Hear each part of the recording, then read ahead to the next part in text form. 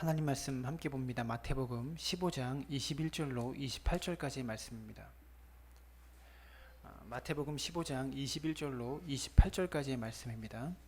제가 봉독해 올립니다. 예수께서 거기서 나가사 두로와 시돈 지방으로 들어가시니 가나안 여자 하나가 그 지경에서 나와서 소리질러 이르되 주 다윗의 자손이여 나를 불쌍히 여기소서 내 딸이 흉악하게 귀신 들렸나이다 하되 예수는 한 말씀도 대답하지 아니하시니 제자들이 와서 청하여 말하되 그 여자가 우리 뒤에서 소리를 지르오니 그를 보내소서. 예수께서 대답하여 이르시되 나는 이스라엘 집에 잃어버린 양 외에는 다른 데로 보내심을 받지 아니하였노라 하시니 여자가 와서 예수께 절하여 이르되 주여 저를 도우소서. 대답하여 이르시되 자녀의 떡을 취하여 개들에게 던짐이 마땅하지 아니하니라. 여자가 이르되 주여 올소이다마는 개들도 제 주인의 상에서 떨어지는 부스러기를 먹나이다 하니 이에 예수께서 대답하여 이르시되 여자여 내 믿음이 크도다 내 소원대로 되리라 하시니 그때로부터 그의 딸이 나으니라. 아멘. 오늘 설교 제목을 보시면 주인을 보는 명견이라는 제목입니다. 설교 제목을 놓고 고심했어요. 이렇게 쓰고 싶었거든요. 똥개인가 명견인가 이렇게 쓰고 싶었는데 너무 강력한 것 같아서 주인을 바라보는 명견이라고 제목을 지었습니다. 강준민 목사님의 기적을 창조하는 예수님의 은혜라는 책에서 이렇게 말합니다. 우리는 인생을 살아가면서 많은 유혹을 받습니다. 물질의 유혹, 명예의 유혹, 권력의 유혹, 그리고 성적인 유혹을 받습니다. 그런데 이 유혹보다 더 혹독하면서 가장 잔인한 유혹이 있습니다. 그것은 절망이라는 유혹입니다. 여러분, 절망이 주는 유혹은 매우 강력합니다. 어떤 유혹을 주냐면 모든 것을 포기해 버리라는 유혹을 주는 거예요. 그리고 그 자리에서 도망쳐 버리고 싶은 유혹을 우리에게 전해줍니다. 여러분, 절망 속에 있는 사람에게요, 이것은 매우 달콤한 유혹입니다. 믿음이란 무엇인가? 여러분, 절망 속에서 희망을 갖는 것이 믿음이라는 것이죠. 절망의 유혹을 이기는 길은요, 한 가지밖에 없어요. 희망을 선택하는 것밖에 없습니다. 아무리 힘들고 어려움 속에서도 하나님을 의지해야 되고 어떤 상황 속에서 우리를 향하신 하나님의 손길을 붙잡는 것입니다. 우리 앞에 있는 주님의 능력을 붙잡는 것이 바로 믿음이라고 하는 거예요. 히브리서 기자는요, 이렇게 말해요. 11장 6절에서 믿음이 없이는 하나님을 기쁘시게 하지 못하나니 하나님께 나아가는 자는 반드시 그가 계신 것과 또한 그가 자기를 찾는 자들에게 상 주시는 이심을 믿어야 할지니라. 믿음이 없이는 하나님을 기쁘시게 할 수 없다. 그리고 나중에 무엇이라고 말합니까? 믿음이 있는 자는 하나님의 상이 반드시 있다라고 성경은 말하고 있는 거예요. 절망 속에서 믿음을 가지고 하나님을 붙잡으면 반드시 하나님께서 주시는 상이 있다라고 성경은 말합니다. 사랑하는 여러분, 주님 붙잡아 보시지 않겠습니까? 제가 어저께 교회에서 주일을 준비하면서 잠깐 간식을 사려고 저기 한 5시쯤에 마석 시내로 이렇게 나가는데 빵집에 들려서 빵을 사오려고 나가는데 안식일교회 옆에 복권집이 있잖아요. 모르셨어요? 로또 파는 집이 있습니다. 줄을 길게 서 있더라고요. 굉장히 길었어요. 다른 날보다. 아마 제가 알기로 그날 저녁이 토요일 저녁이 이 로또 당첨자를 발표하는 날이어서 사람들이 몰려 있었던 것 같아요. 복권을 사는 사람들은 이것이 희망이라고 말합니다. 내일이 없고 기대하는 것이 없는데 이 복권 한 장에 뭐랄까 희망을 걸 수 있잖아요. 기대할 수 있잖아요. 그 시간은 참 즐겁습니다. 이렇게 얘기하는 것을 제가 들었습니다. 사랑하는 여러분, 그깟 돈 몇 푼에 여러분의 삶의 희망을 거시겠습니까? 우리 삶의 희망이 돈에 좌우되는 것입니까?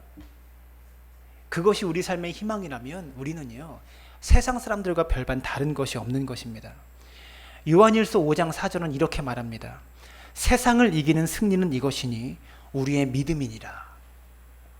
세상을 이기는 승리가 우리의 믿음이라고 말하고 있는 거예요. 사랑하는 여러분, 믿음을 가질 수 있기를 바랍니다. 사람들은요, 세상에서 승리하려면 돈이 있어야 승리할 수 있다고 말합니다. 그래야 떵떵거리면서 승리하면서 살아가지, 승리자의 노래를 돈이 있어야 부를 수 있지 않는가? 뭔가 권력을 가지고 뭔가 힘을 가지고 있어야 세상에서 승리한다고 말하는데 성경은 분명히 세상을 이기는 승리는 우리의 믿음이다라고 말씀하고 있는 것입니다. 사랑하는 여러분, 우리의 노후에 준비해 놓은 물질이 없고 가진 것이 없어서 내 삶은 패배자의 삶이 될 것이다라고 여러분의 삶을 그렇게 예측하고 있지는 않습니까? 인생의 종료 휘슬이 울리게 되면 우리는 알 것입니다. 진정한 삶의 패배는, 인생의 패배는 믿음이 없는 것이 진정한 패배라는 것을 우리는 깨닫게 될 것입니다. 제가 총각 전도사 때 아직 결혼하기 전에 학생부 사역을 주로 많이 했거든요. 교회 교육 전도사로 있으면서 학생들을 데리고 이제 수련회를 가게 되었습니다. 학생들 한 20명을 데리고 리더 LT를 이렇게 떠났는데 한 펜션을 빌려서 제가 차를 운전하고 가면서 아이들한테 호언장담을 했어요. 얘들아, 내가 오늘 펜션에 가면 맛있는 비빔밥을 만들어 줄게. 평생 너희들이 한 번도 먹어보지 못한 비빔밥이 될 거야. 그러면서 온갖 재료를 다 준비해가지고 애들 데리고 산으로 올라갔습니다. 가가지고 아이들은 물놀이를 시켜놓고 저는 열심히 밥을 만들고 있었어요. 나물도 볶고 고기도 막 볶고 특제 소스, 고추장 소스도 만들어가지고 계란 후라이도 해서 다 보기 좋게 데코레이션까지 해가지고요, 대접에다가 한 비빔밥 20개를 쫙 세팅했어요. 그 마지막으로 제가 준비해 놓은 김을 막 이렇게 뿌기면서 이제 그 속에 있는 김가루까지 다 보기 좋게 탁 썰어 넣어가지고요, 아이들한테 탁 주고서 주기 전에 제가 먼저 한번 비벼서 먹어봤어요. 근데 먹지를 못하겠는 거예요. 왜 그랬나 봤더니 김을 막 부시다가 김 속에 있는 제습제 있잖아요, 그 포장이 같이 터져가지고 이게 섞여서 들어가 버린 거예요. 그래서 이걸 애들한테 줘야 되나 말아야 되나 고민하다가 아이들한테 사실대로 말했습니다. 얘들아, 이거 못 먹겠다. 그랬더니 아이들이 막 보더라고요. 포장지에 이렇게 써 있었어요. 인체에는 무해 하나 먹지 마시오. 이게 먹으라는 소리인지 먹지 말라는 소리인지 애들하고 토론이 시작됐어요. 이게 먹어도 되는 건가? 인체에는 무해하다는데, 근데 먹지 말라는데 먹어도 되는 건가 먹지 말아야 되는 건가? 아이들하고 토의를 하다가 한 열띤 토론이 벌어졌어요. 그러다가 아이들의 생각은 참 기발합니다. 애들이요, 어떤 한 아이가 쿠킹 오일을 쫙 깔더니 제가 만들어 놓은 비빔밥을 통째로 탁 엎어버리는 거예요. 전사님, 제가 한번 도전해 보겠습니다. 그러면서 그 속에 있는 제습제를 젓가락으로 찾기 시작하는 거예요. 핸드폰에 후레쉬를 켜서 쫙 깔아놓고 하나씩 찾기 시작하는 거예요. 애들이 제가 만든 정성 때문에 감동했는지 그것을 그냥 버리지를 못하겠는 거예요. 그래서 아이들이 따라하기 시작. 어떤 애는 비닐봉지를 깔아놓고 다 엎어가지고 다 찾기 시작하는 거예요. 나중에는 저도 하고 있더라고요. 그러더니 좀 시간이 지나니까 한 아이가 이렇게 말했습니다. 도저히 못하겠다. 그 빨간색 비빔밥 속에서 그 투명한 작은 알갱이 하나 찾는 것이 정말로 어려운 거예요. 그러더니 한두 명씩 포기하더니 결국 라면 끓여 먹었습니다. 여러분, 우리의 신앙과 우리의 믿음 속에요, 다른 것이 섞여 있을 수가 있어요.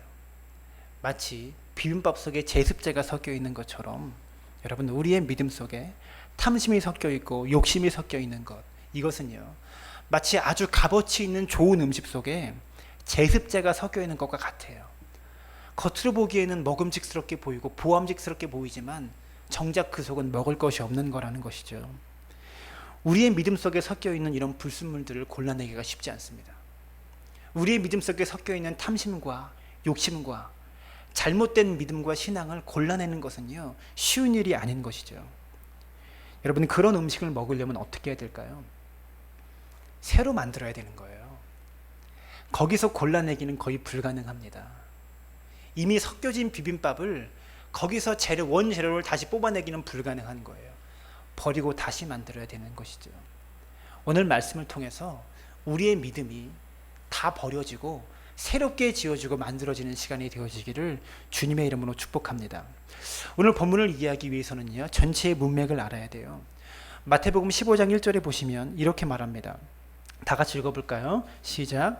그때의 바리새인과 서기관들이 예루살렘으로부터 예수께 나와 이르되, 바리새인들과 서기관들이 예루살렘으로부터 예수님이 계신 곳까지 찾아오게 된 것입니다. 예수님이 계신 곳이 어디였냐면 게네사렛 땅이었어요. 예수님은 이곳에서 놀라운 기적을 일으키셨습니다. 마태복음 14장 마지막 부분에 보시면, 단락에 보시면 예수님께서 게네사렛 호숫가에 들어가셔서 들어가셨는데 동네 사람들이 모든 병자를 다 끌고 예수님께 나온 거예요. 그래서 그 병자들이 다 예수님의 옷깃만 붙잡았는데 예수님을 만지고 싶은데 사람이 너무 많아서 예수님의 옷만 붙잡았는데 그들이 가지고 있던 모든 병이 다 나은 것입니다. 이런 놀라운 기적을 일으키고 계셨어요. 근데 그곳까지 예루살렘에서부터 바리새인들과 서기관들이 예수님과 논쟁을 펼치려고 찾아온 것입니다. 거리로 따지면요 100km가 넘는 그런 거리예요. 그 거리를 찾아온 거예요. 예수님을 책잡기 위해서, 논쟁하기 위해서 찾아온 것입니다. 그래서 예수님께 어떤 논쟁을 거냐면 유대인들이 가지고 있는 전통의 문제를 가지고 논쟁을 삼습니다. 어떤 문제냐면 유대인들은요 음식을 먹을 때 꼭 손을 씻고 먹어야만 했습니다. 손을 씻고 먹지 않으면 자신의 몸을 더럽히는 것이다 라고 생각했어요. 그래서 이렇게 말합니다. 15장 2절에 묻는 거예요. 당신의 제자들이 떡을 먹을 때에 손을 씻지 아니하나이다, 이렇게 묻고 있습니다. 음식을 먹을 때 당신의 제자들은 왜 손을 씻지 않고 그냥 먹습니까? 유대인들은 손을 씻고 먹는 것이 그들의 율법이고 예식인데 왜 이 행위를 하지 않습니까? 라고 묻는 것입니다. 그때 예수님께서 15장 11절에 말씀하세요.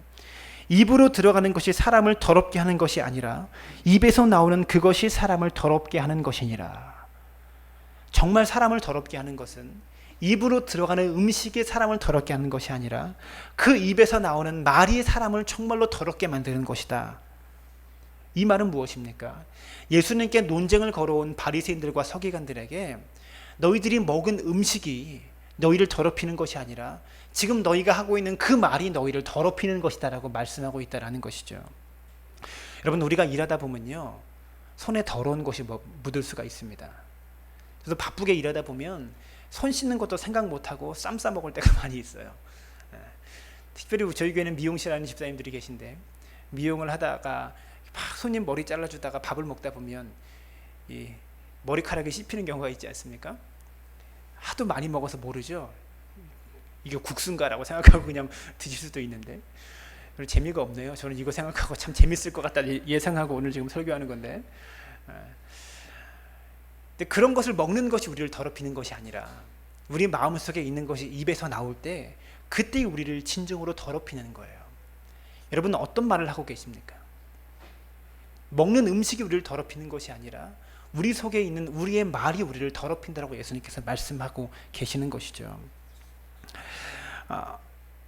그런데 21절에 보면요 예수께서 거기서 나가사 두로와 시돈 지방으로 들어가시니 이렇게 말씀하고 있습니다. 예수님께서 바리새인들과 서기관들과 논쟁하고 있는 이 게네사렛 땅에서 떠나서 두로와 시돈 지방으로 들어가셨어요. 저는 이 두로와 시돈이 주는 의미가 있다고 생각합니다. 두로와 시돈은 어떤 땅입니까? 이스라엘의 국경 밖이에요. 이방 땅입니다. 이방 땅. 이방 땅은 어떠한 곳입니까? 이스라엘 민족들이 더럽다고 생각하는 곳이었어요. 선민 이스라엘 사람들은 이방인인 이방 민족과 상종을 하면 안 된다고 생각했어요. 그들에게는 구원이 없는 땅, 죄악이 가득한 땅, 하나님이 버리신 땅, 그 땅인 이방 땅으로 예수님께서 들어가셨다라는 거예요. 무엇을 가리킵니까? 더럽다고 생각하는 것, 유대인들이 더럽다고 생각하는 것에 대한 통념을 예수님께서는 바리새인들과의 논쟁 속에서 깨트리셨어요. 그리고 유대인들이 더럽다고 생각하는 그 땅을 향해서 들어가십니다. 그리고 유대인들이 더럽다고 생각하는 여인에게 구원을 베푸시는 거예요. 가나안 이방 여인에게. 이것은요 이스라엘 민족들이 생각하고 있는 거룩에 대한 통념을 깨트리는 아주 놀라운 것입니다. 저자인 마태의 의도가 있는 것이죠. 이 메시지는요 두로와 시동 지방으로 들어가시니라, 이 말은요 이 마태복음을 읽고 있는 저자들에게, 독자들에게 매우 충격적인 고정관념을 깨트리는 그런 사건이다라는 것이죠. 오늘 본문을 보시면 마태복음은 이 여인을 가나안 여자라고 설명하고 있습니다. 병행 구절인 마가복음을 보시면요 헬라인이요 수르보닉의 족속이다 이렇게 설명하고 있어요. 헬라인이라고 하는 것은요 헬라 말을 할 줄 아는 사람을 의미하는 것입니다. 그 뜻은 무엇이냐면 헬라 말을 할 줄 안다라는 것은 헬라 철학을 배운 사람이라는 거예요. 헬라인 중에서도요 그리스 사람 중에서도 진짜 그리스 언어를 듣고 쓸 수 있는 사람은 많지 않았어요. 옛날에 우리나라처럼 한글을 알아도 한글을 쓸 수 있는 사람은 별로 없었듯이 헬라 말을 할 줄 알아도, 여러분 진짜 헬라 말을 한다는 것은 무엇이냐면 헬라 철학을 공부했다는 것을 의미하는 거예요. 헬라 철학은요, 당시에 가장 훌륭한 지식이었어요. 가장 인정받고 있는 그런 지적인 사람이었다라는 거예요. 이 여인은요, 철학적인 사람이었고 이성적인 사람이었습니다. 본문에서 이야기하는 대로 예수님께 너는 개야 이렇게 취급받을 그런 사람이 아니었다라는 거예요. 마태복음 본문 그 15장 22절에 보시면 이렇게 말합니다. 다 같이 읽습니다. 시작. 가나안 여자 하나가 그 지경에서 나와서 소리질러 이르되 주 다윗의 자손이여 나를 불쌍히 여기소서 내 딸이 흉악하게 귀신 들렸나이다 하되. 여러분, 가나안 여인이 그 지경에서 나와서 소리질러 이르되, 자신의 삶의 지경에서 나와서 소리질렀던 것처럼 우리 역시 나의 삶의 문제를 가지고 내가 고민하고 있는 자리, 그 씨름하는 자리에서 나와서 예수 그리스도 앞에 소리 지르면서 기도해야 되는 것입니다. 외쳐야 하는 것입니다. 우리가 나의 삶의 지경에 내 문제를 가지고 머물러 있으면 우리가 가지고 있는 모든 문제는 그저 고민거리에 불과한 것입니다. 하지만 그 지경에서 나와서 예수님 앞에 소리질러 부르짖기 시작하면 그때는 고민거리가 아니라 기도 제목이 되는 것이죠. 이런 말이 있습니다. 우리 함께 읽었으면 좋겠어요. 다 같이 시작. 새벽에 잠자는 사람은 꿈을 꾸지만 새벽에 기도하는 사람은 꿈을 이룬다. 여러분, 다시 한번 읽습니다. 시작. 새벽에 잠자는 사람은 꿈을 꾸지만 새벽에 기도하는 사람은 꿈을 이룬다. 여러분, 새벽에 꿈을 꿔봤자 개꿈입니다. 어떤 사람은요, 꿈을 하나 꿔놓고 이게 무슨 의미일까? 나의 삶의 미래에 어떤 일을 예언하는 것일 거라고 생각하면서 그 꿈을 해석하려고 막 이 사람들 찾아가서 물어봅니다. 목사가 제일 답하기 힘든 게 뭘까요? 목사님, 제가 어저께 꿈을 꿨는데요. 정말 답하기 곤란하고 제가 영빨이 없어서 그런 거 해석할 수가 없어요. 우리가 꾸는 꿈의 99.9%는 개꿈이에요. 그러나 새벽에 나와서 기도하는 사람은요, 꿈을 이루는 거예요. 새벽에 꿈을 꾸면 개꿈밖에 꿀 게 없습니다. 그러나 새벽에 우리가 가지고 있는 삶의 문제를 가지고 기도하면, 우리가 꾸고 있는 꿈을 위해서 기도하면 그것이 문제가 아니고 꿈이 아니고 주님을 위한 우리의 사명이 되어지는 거예요. 기억할 수 있기를 바랍니다. 꿈을 꾸는 사람보다 꿈을 이루려고 노력하는 사람이 되어지시기를 주님의 이름으로 부탁을 드립니다. 예레미야 33장 3절에 이렇게 말합니다. 너는 내게 부르짖으라. 내가 내게 응답하겠고 내가 알지 못하는 크고 비밀한 일을 내게 보이리라. 이렇게 말씀하셨습니다. 이 약속의 말씀을 붙잡으시고 하나님께 부르짖을 수 있는 믿음의 사람들 되어지시기를 부탁드립니다. 여기서 이 여인이 소리 질렀다라고 표현하는 원어는요, 크라조라는 단어입니다. 이 의미는 한 번 소리 지른 것이 아니라 계속해서 소리 질러서 미친 듯이 울부짖었다, 이런 의미를 이 크라조라는 단어가 갖고 있는 거예요. 이 여인은요, 필사적으로 예수님의 관심을 받기 위해서 지속적으로 소리치고 있는 거예요. 그냥 예수님 한 번 소리친 것이 아니고 온 악을 써가면서 정말로 미친 여자처럼 소리치고 있는 거예요. 수많은 군중들이 모인 앞에서. 여러분, 옛날에 이런 말이 있습니다. 암탉이 울면 집안이 망한다고 그러잖아요. 여자들이 시끄럽게 떠들고 막 큰 소리로 웃는 것들을 우리 어른들은 별로 안 좋아했어요. 이 당시 유대 문화는 더 컸습니다. 유대인들은 어떻게 하고 다닙니까? 중동 국가 보시면 얼굴에 뭐를 쓰고 다니잖아요. 검은 천을 쓰고 다녀요. 길을 나갈 때 사람들이 얼굴을 알아보지 못하도록 얼굴에 뭔가를 여인들은 꼭 쓰고 다니는 거예요. 그런 시대였는데 이 여인이 여자가 소리 지른다는 것은요, 상상도 할 수 없는 일이에요. 남자의 주목을 받기 위해서 소리친다는 것은 말이 안 되는 것입니다. 이 여자 배운 여자잖아요. 헬라 철학을 공부했던 지식인이잖아요. 그런데 이 여인이 이 정도로 소리치고 있는 거예요. 사랑하는 여러분, 따라하시기 바랍니다. 기도는 거룩한 뻔뻔함이다. 네, 기도는요, 거룩한 뻔뻔함입니다. 여러분, 뻔뻔스럽게 기도할 수 있기를 바랍니다. 뻔뻔하게만 해서는 안 되는 거죠. 거룩한 뻔뻔함이 있어야 되는 것입니다. 이 여인이 예수님께 말합니다. 주 다윗의 자손이여 나를 불쌍히 여기소서. 여러분, 주 다윗의 자손이요, 이 고백은요, 예수님에 대해서 정확하게 알고 있는 고백입니다. 이 여인이 배운 여자인 것이 틀림없는 것이요, 이곳은 이방 땅이에요. 그 말은 무엇입니까? 랍비들에게 한 번도 정식적으로 성경 공부를 배운 사람이 없는 거예요. 배운 적이 없는 거예요. 그런데 주 다윗의 자손이요, 이 고백은요, 베드로가 했던 것처럼 주는 그리스도시요 살아계신 하나님의 아들이시니이다, 예수님에 대해서 정확하게 말했던 것처럼 이 여인은 예수님에 대해서 정확하게 알고 있는 그런 여인이었다라는 거예요. 한 번도 성경 공부를 해본 적이 없는 그런 다른 나라 사람이 예수님에 대한 소문만을 듣고 정확하게 예수님의 정체에 대해서 파악하고 있다는 것이죠. 주 다윗의 자손이요. 그러면서 나를 불쌍히 여기소서라고 큰 소리로 이 여인이 외칩니다. 저는요, 여기서 이 나를이라는 단어가 매우 의미가 있다고 생각합니다. 내 딸을 불쌍히 여기소서가 아니라 나를 불쌍히 여기소서. 자신의 딸이 귀신 들린 문제를 가지고 이 여인이 부르짖고 있는데 내 딸을 불쌍히 여겨주소서가 아니라 나를 좀 불쌍히 여겨주소서. 그리고 뒤에 또 기도할 때 보면 저를 도우소서라고 예수님께 고백합니다. 내 딸을 도우소서가 아니라 저를 도우소서. 이 여인에게는요, 내 딸이 곧 나인 겁니다. 내 딸이 생명이 곧 나의 생명인 거예요. 이 여인의 기도 한 단어 한 단어가 정말 절박한 심정으로 예수님께 기도하고 있다는 거죠. 이 여인의 문제가 무엇입니까?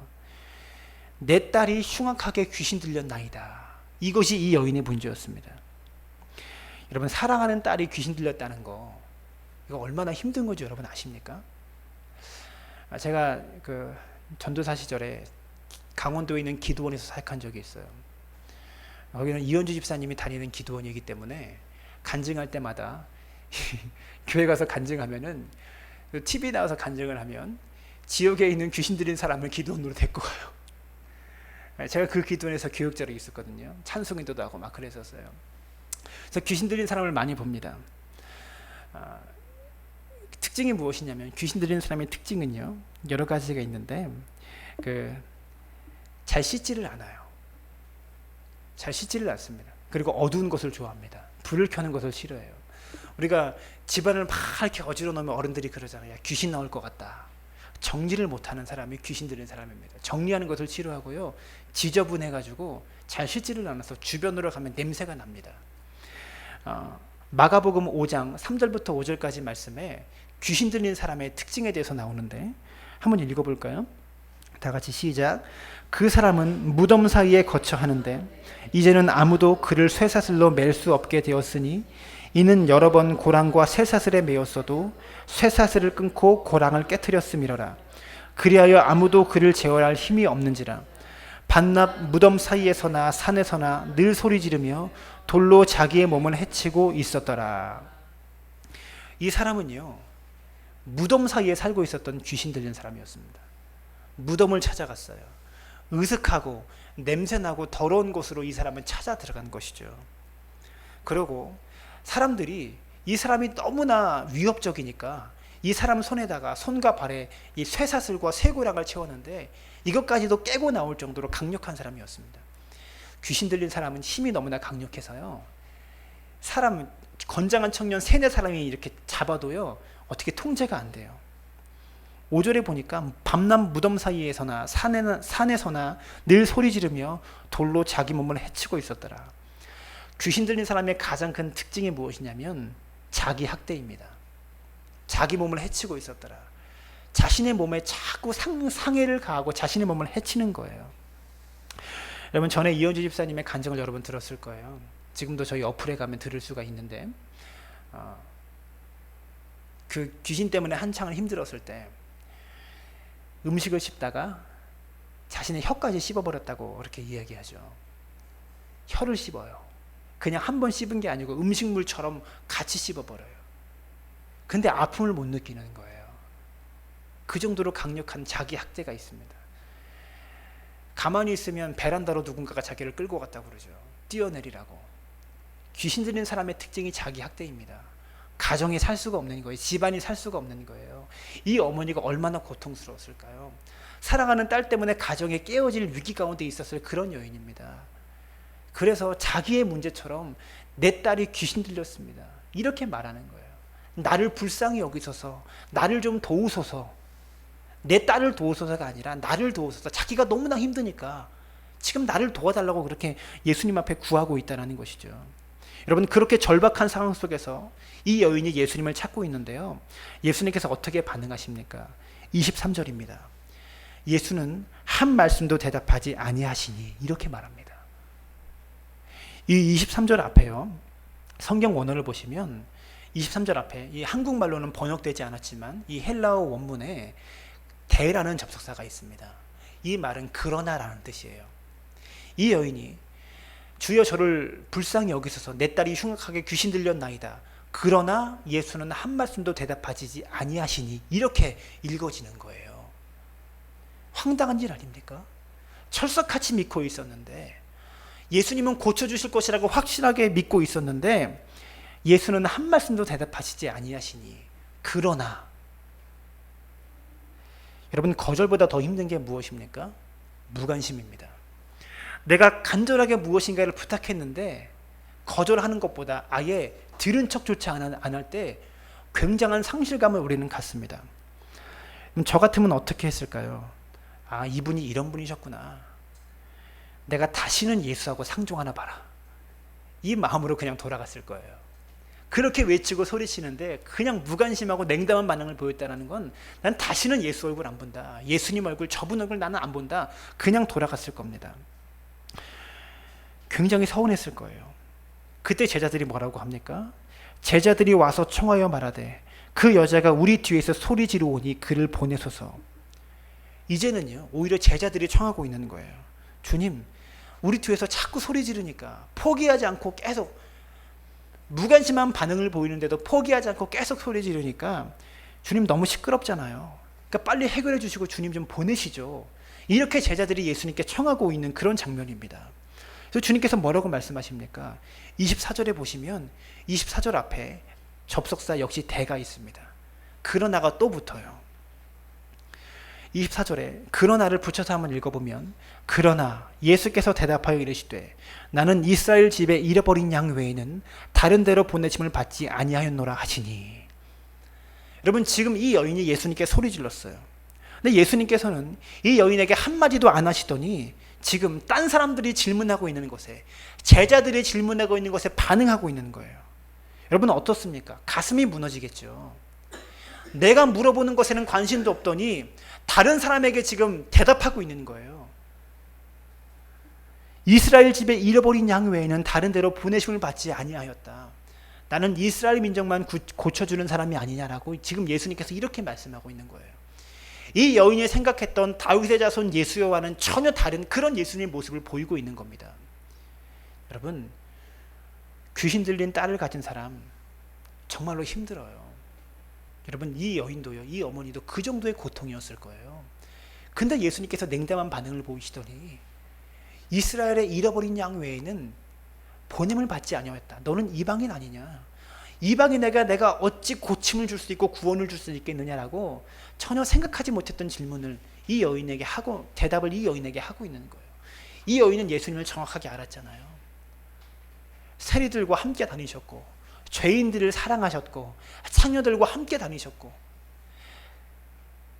부정하다고 생각하는 사람들을 고쳐주셨고, 그런 분들의 친구이신 예수님이셨는데 내 딸의 문제, 나의 문제에 이렇게 무관심한 분이셨다니, 이 여인은 낙심하고 돌아갔을 것입니다. 그런데요, 25절을 보시면 이 여인이 또 이렇게 합니다. 25절 앞에도 접속사 대가 있어요.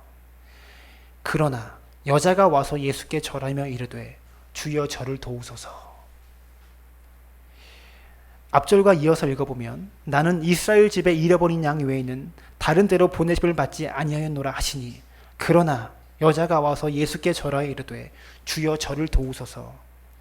여러분, 그러나라는 이 접속사의 연결이요, 이 짧은 본문 속에서 5번이나 반복됩니다. 이것은 무엇입니까? 예수님과 이 여인 사이에 씨름이 있었다는 것을 의미합니다. 예수님과 이 여인은 지금 씨름하고 있는 거예요. 반전의 반전을 거듭하면서 예수님과 여인 사이에 씨름이 벌어지고 있는 것입니다. 여러분, 신앙은 무엇입니까? 거친 현실 속에서 주님과 씨름하는 거예요. 씨름하면서 척박한 나의 현실과 상황 속에서 주님과 씨름하면서 끝까지 주님을 붙잡는 거예요. 이것이 믿음입니다. 이 여인이 예수님께 왔습니다. 25절까지 두 번의 거절을 보기 좋게 당한 겁니다. 첫 번째는 무반응의 거절이었고요. 두 번째는요, 이 여인에게 말씀하신 것도 아니고 제자들에게 말씀하시면서 거절하셨어요. 이 두 번의 거절을 당한 이 여인은 세 번째에 어떻게 말합니까? 이제는 아예 절까지 합니다. 절하며 이르되 주여 저를 도우소서. 이 여인은요, 예수님과의 대화 속에서 계속해서 자신을 낮추고 있는 것입니다. 우리의 믿음에 진보가 없는 이유가 무엇입니까? 그것은요, 우리가 주님 앞에서 낮아지지 못하고 있기 때문에 그렇습니다. 겸손한 신앙의 특징이 무엇인지 아세요? 그것은요, 절대로 포기하지 않는다라는 것입니다. 겸손한 사람은요, 어떠한 상황 속에서 절망하지 않는 사람입니다. 이것이 겸손한 사람의 특징입니다. 끝까지 그러나로 붙잡는 거예요. 끝까지 그러나의 신앙으로 주님 붙잡는 겁니다. 어떠한 절망이 자신의 삶 가운데 펼쳐지든지 끝까지 그러나의 믿음으로 주님 붙잡는 것이 겸손한 사람의 특징입니다. 왜 그렇습니까? 주님 아니면 할 수 없기 때문에 그렇습니다. 주님 아니면 이 문제를 해결할 수가 없기 때문에 주님밖에 붙잡을 수 없는 거예요. 그것이 겸손한 믿음의 특징입니다. 제가 읽은 책에 이런 글이 있었습니다. 겸손한 사람은 결코 낙담하지 않지만 교만한 사람은 절망에 빠진다. 겸손한 사람에게는 소리쳐 도움을 요청할 하나님이 계시지만 교만한 사람에게는 무너져 내린 자신의 자존심만 있을 뿐이다. 사랑하는 여러분, 교만한 사람이 절망에 빠지는 겁니다. 이 여인이 교만한 여인이었으면요, 그냥 포기하고 가버렸을 거예요. 끝까지 그러나로 주님 붙잡지 않았을 것입니다. 겸손한 사람은요, 하나님을 바라보기 때문에 소망이 있다는 것이죠.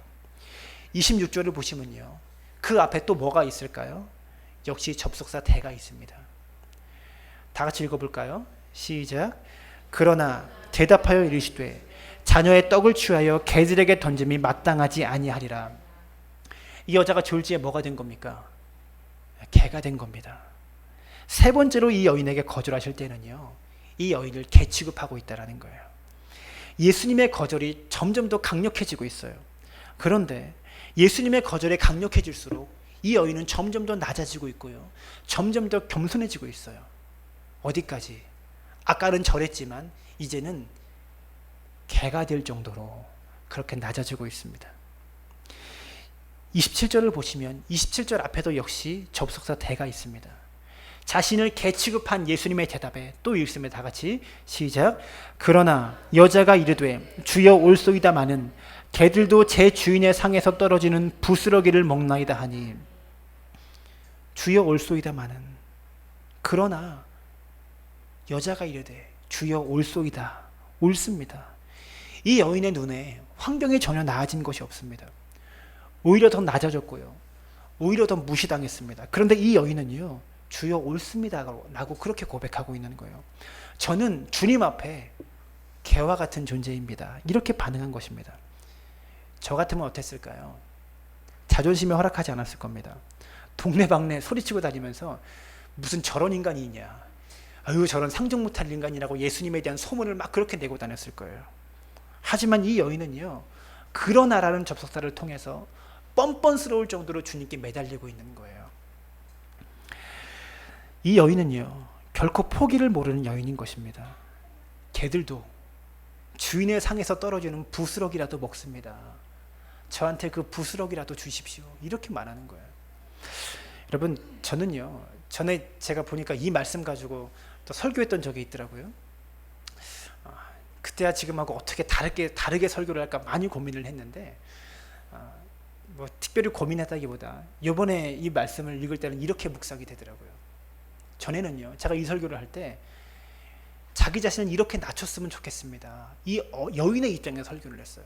그런데요, 예수님의 비유하신 개의 입장에서 생각해 보니까요, 여러분, 사람보다 더 나은 게 개더라고요. 때로는요, 사람보다 개가 더 나을 때가 있어요. 개의 특징은 무엇입니까? 주인을 절대 배신하지 않아요. 개는요, 절대로 주인 배신하지 않습니다. 집에 들어가서 개가 하루 종일 가장 기다리는 게 뭐예요? 주인이 오는 시간만을 기다려요. 이게 개더라고요.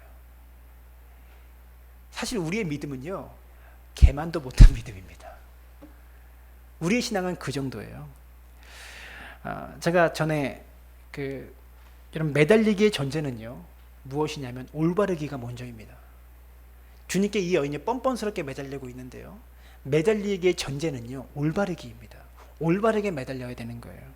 바른 주인에게 매달려야 되는 것이죠. 전에 제가 설교에 인용한 적이 있었던 것 같은데, 명견 중에 셰퍼트라는 개 아시죠? 독일산 명견입니다. 이 개는요, 군용으로 사용돼요. 군에서 이 군견의 신분이 병사의 신분보다 높은 거 아시죠? 개의 명령에 병사가 복종해야 돼요. 이 군견을, 셰퍼트라는 이 개를요, 군견으로 기를 때 사육사가 어떻게 군견으로 훈련하냐면 고기 속에다가요, 바늘을 숨겨둔대요. 개가 정말로 좋아하는 그 고기 속에 가시 같은 바늘을 여러 개 넣는데요. 개가 배고프다 보니까, 며칠 굶어서 배고프다 보니까 가시가 섞여 있는, 바늘이 섞여 있는 그 고기를 정신없이 먹다 보면 혀와 입에 가시가 붙는 거예요. 막 깨갱거리면서 견딜 수 없어 합니다. 막 그렇게 막 괴로워해요.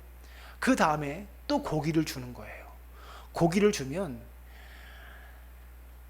이 개는 그때는 그 고기를 한 번에 먹지 않고 조심스럽게 먹습니다.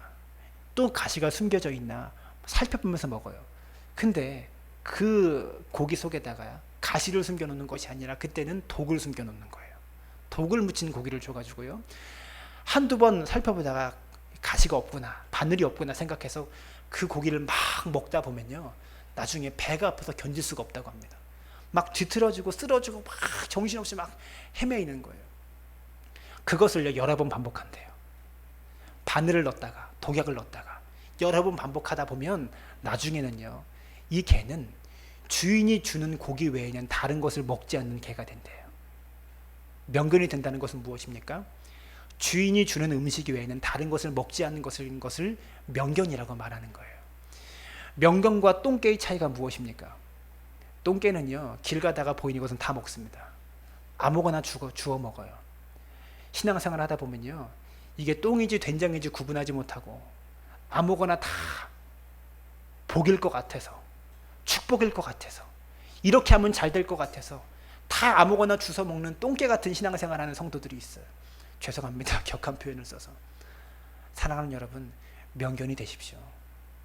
세상에 주는 그냥 길거리에 널브러져 있는 그런 음식들 주워 먹는 그런 똥개 같은 신앙인 되지 말고 주님이 주는 음식만 골라 먹는, 주인이 주는 것 외에는 다른 것을 건드려 보지도 않고 거들떠 보지도 않는 그런 명견이 되어 주시길 주님의 이름으로 부탁을 드립니다. 여러분, 이것이 믿음인 거예요. 사랑하는 여러분, 우리는요, 우리 삶의 주인 되시는 주님이 주는 음식을 먹고 있는 명견입니까? 아니면 길거리에 널브러져 있는 모든 음식을 다 주워 먹는 그런, 여러분, 똥개 결국은 어떻게 됩니까? 그렇게 먹다 보면요, 이상한 사람에게 붙잡혀 가가지고요, 보신탕이 되는 거예요. 명견은 절대 보신탕감으로 사용하지 않습니다.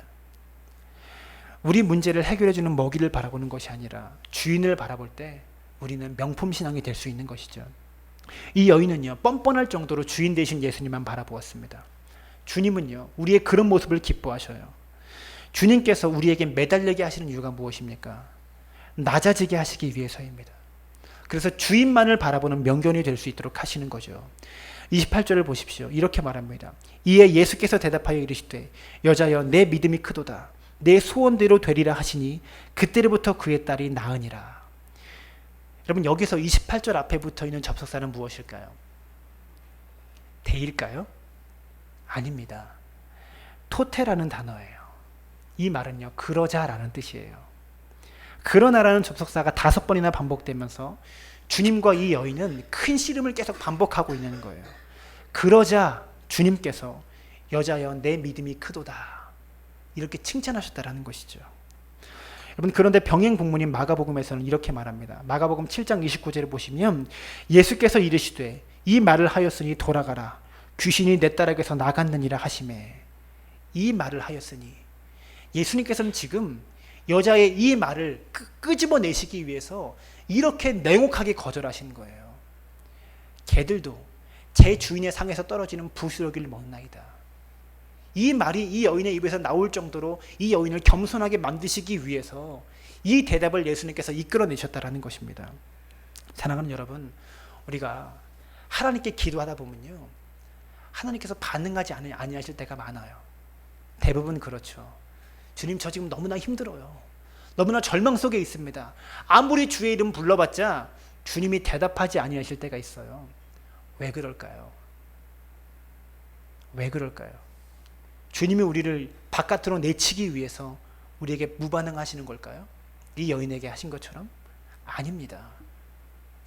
이 여인처럼 끝까지 주님 붙잡으라고, 그래서 겸손해지라고, 먹이를 바라보는 것이 아니라 주인을 바라보는 신앙 되라고, 그래서 거절하시는 거예요. 이 주님의 의도를 알아차려야 돼요. 사랑하는 여러분, 아무리 기도해도 주님이 반응이 없다고 낙심하지 마십시오. 그것을 통해서 우리가 겸손해지고 끝까지 주님밖에 없습니다라고 매달리게 될 때 주님이 그때 역사하신다라는 것이죠. 베드로가 감옥에서 나올 때 어떻게 나왔습니까? 감옥에 들어가자마자 하나님께서 감옥 문이 열려서 나오게 하셨습니까? 6일 동안 감옥에 살게 하셨어요. 그래서 사형이 선고되기 바로 전날에 나오게 하셨습니다. 이것이 하나님의 방법입니다. 기억할 수 있기를 바라요. 절망의 상황 속에서 무응답하실 때가 있어요. 끝까지 겸손하게 주님 붙드셔야 되는 것입니다.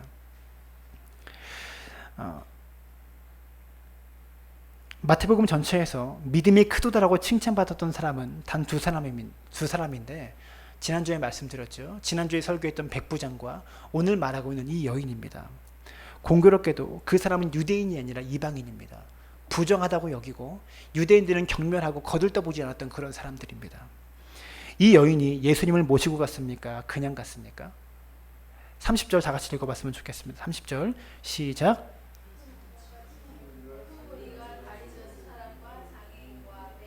마가복음 죄송해요. 여기 안 나오네요. 죄송합니다. 죄송해요. 제가 헷갈렸어요. 이 여인이 돌아갈 때요, 예수님을 모시고 간 것이 아니고요, 그냥 갔어요. 이 여인만 혼자 갔어요. 그런데 어떻게 됩니까? 이 아이가 낳은 거예요. 흉악한 귀신 들린 딸을 데리고 있는 엄마가 어떻게 그냥 갈 수 있었겠어요? 이것은 무엇입니까? 이 여인의 내부 속에 어떤 변화가 일어난 거예요. 이 대화를 통해서. 매달리는 끝에는 뭐가 있습니까? 내려놓기가 있는 거예요. 이 여인은 내려놓았어요. 포기한 것이 아닙니다. 주인을 믿었기 때문에 그냥 간 거예요. 주인을 믿었기 때문에 그냥 간 것입니다. 그랬더니 사랑하는 딸이 고침을 받은 것이죠. 사랑하는 여러분, 말씀의 결론을 맺겠습니다. 시편 30편 5절과 6절은 이렇게 말합니다. 나 곧 내 영혼은 여호와를 기다리며 나는 주의 말씀을 바라는도다. 파수꾼이 아침을 기다림보다 내 영혼이 주를 더 기다리다니 참으로 파수꾼이 아침을 기다림보다 더하도다. 여러분, 파수꾼이 아침을 기다림보다 내 영혼이 주를 더 기다린다. 이 말씀이 두 번이나 반복됩니다. 파수꾼은요, 분명히 알고 있어요. 경비를 서고 보초를 서면서 분명히 압니다. 반드시 아침이 온다라는 것을 분명히 알고 보초를 서는 거예요. 파수꾼은 분명한 확신을 가지고 자기의 순찰 영역을 터벅터벅 성실히 걸어가면서 아침이 오기를 그렇게 기다리는 거예요. 사랑하는 여러분, 우리 삶에 반드시 응답의 아침이 찾아온다는 것을 믿을 수 있기를 바랍니다. 그 날은 반드시 옵니다. 우리의 절망의 자리, 우리 삶의 낙심의 자리에서 우리가 아무리 기도해도 칠흑 같은 어둠일 수가 있어요. 그런데 아침은 반드시 떠오르는 것입니다. 파수꾼이 성실하게 자신의 순찰 영역을 보초를 서면서 도는 것처럼 여러분의 삶의 자리에서 성실하게 주님을 바라보면서 응답의 아침이 오기를 기다리십시오. 그러면 반드시 주님이 역사하십니다. 절망이라고 낙심하지 마십시오. 지금이 칠흑 같은 어둠의 새벽이라고 낙심하지 마십시오. 아침이 올 것을 기다리며 열심히 우리의 순찰의 영역을 파수꾼이 도는 것처럼 내 삶의 영역에서 열심히 성실하게 일하시고 그렇게 살아가십시오. 그것이 믿음입니다. 그래서 정말 주인을 바라보는 신앙, 주인만을 기쁘게 하는 것을 삶의 목적으로 삼는 명견처럼 주님만 바라보는 충성스러운 신앙의 명견들이 되시기를 주님의 이름으로 축원합니다.